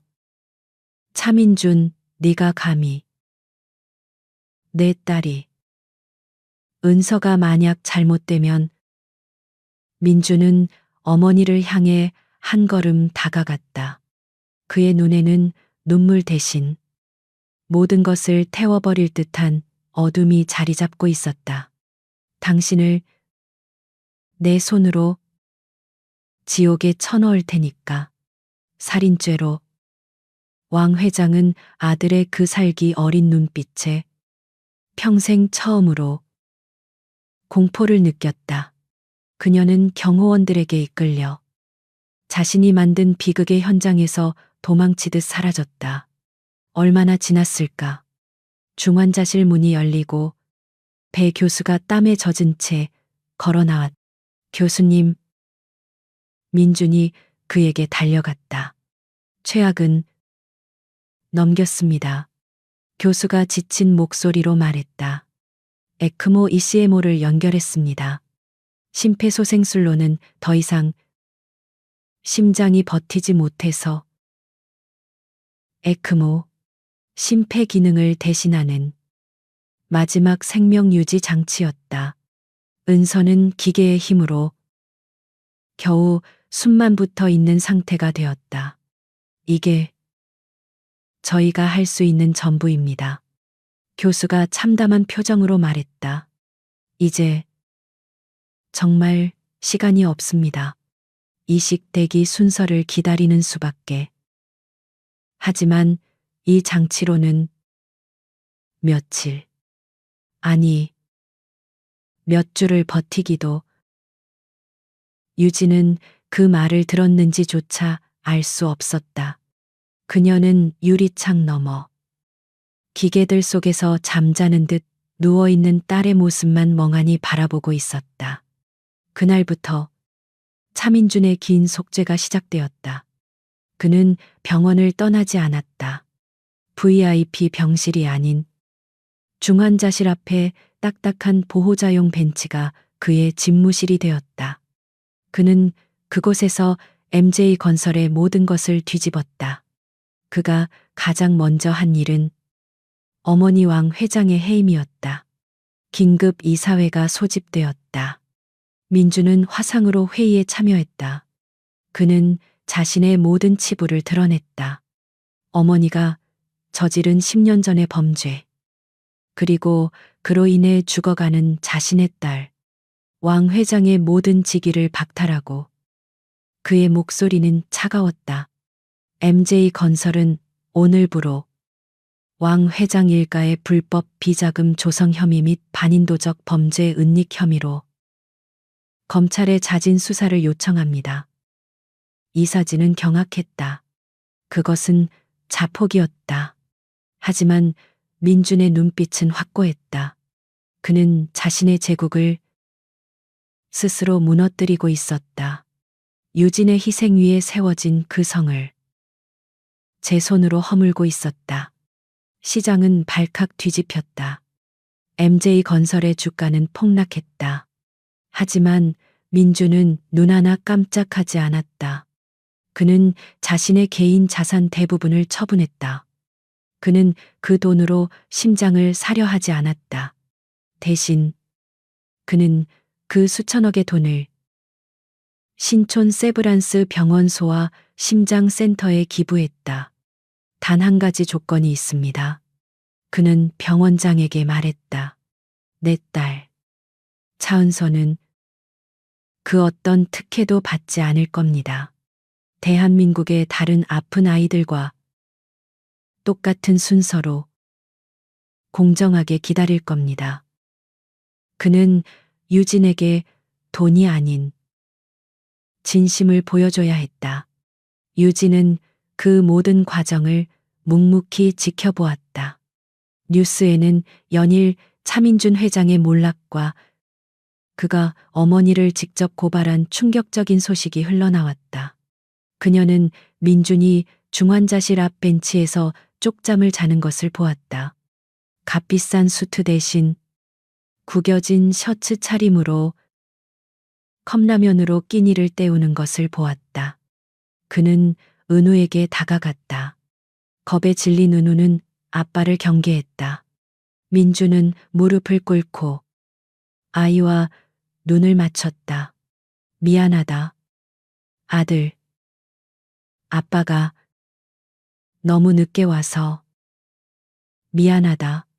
그는 은우에게 게임기를 사주는 대신 아이가 좋아하는 두꺼운 과학책을 가져다 주었다. 그리고 함께 읽어주었다. 서툴고 어색하게 유진은 그 모습을 보았다. 10년 동안 닫혀있던 그녀의 얼어붙은 심장에 아주 작은 균열이 생기기 시작했다. 저 남자는 그녀가 알던 냉철한 야망가가 아니었다. 그는 뒤늦게 아버지가 되려 애쓰는 상처 입은 남자였다. 지옥 같은 이식, 대기 시간이 흘러갔다. 하루, 이틀, 일주일. 은서의 상태는 에크모의 의지에 겨우 현상을 유지하고 있었다. 그리고 보름째 되던 날 새벽, 복도를 울리는 다급한 발소리, 장기 이식 코디네이터가 민준과 유진을 향해 달려왔다. 방금 연락이 왔습니다. 부산에서 은서 양과 조직이 일치하는 뇌사 기증자가. 유진과 민준은 동시에 서로를 바라보았다. 그들의 눈에는 10년 만에 처음으로 같은 감정이 어렸다. 희망. 수술은 15시간이 걸렸다. 민준과 유진은 수술실 앞을 지켰다. 그들은 아무 말도 하지 않았지만 그 침묵은 10년의 세월을 뛰어넘는 간절한 기도였다. 마침내 수술실의 등이 꺼지고 배 교수가 환한 그러나 지친 얼굴로 걸어 나왔다. 성공. 했습니다. 기적입니다. 아이의 몸이 새 심장을 받아들였습니다. 유진은 그 자리에 주저앉아 10년 만에 소리내어 울었. 민주는 그녀의 옆에 무릎을 꿇었. 그는 그녀를 안는 대신 그녀의 떨리는 손을 조심스럽게 감싸 쥐었다. 유진은 그 손을 뿌리치지 않았다. 6개월이 흘렀다. 차가운 펜트하우스가 아니었다. 서울 근교. 햇살이 잘 드는 작은 전원주택. 거실 통유리창으로 따스한 봄볕이 쏟아져 들어왔다. 은서는 아직 창백했지만 건강을 되찾은 모습으로 스케치북에 그림을 그리고 있었다. 은우는 그 옆에서 조용히 책을 읽고 있었다. 주방에서는 서툰 칼질 소리가 들렸다. 차민준이 앞치마를 두른 채 미역국을 끓이고 있었다.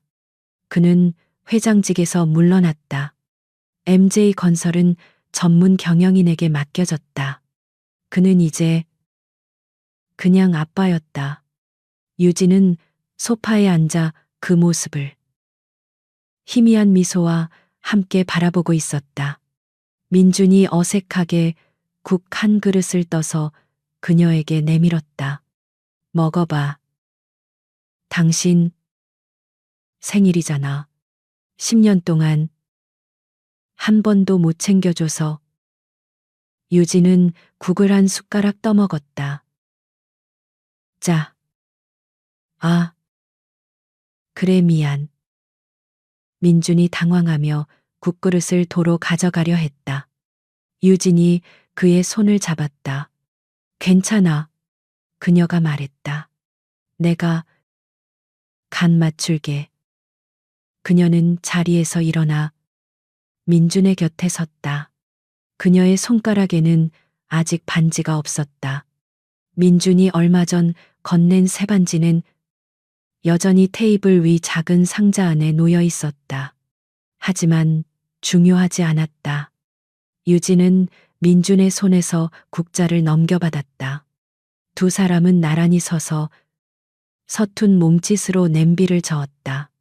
그들의 두 번째 봄은 그렇게 아주 천천히 그리고 조금은 짜게 다시 시작되고 있었다.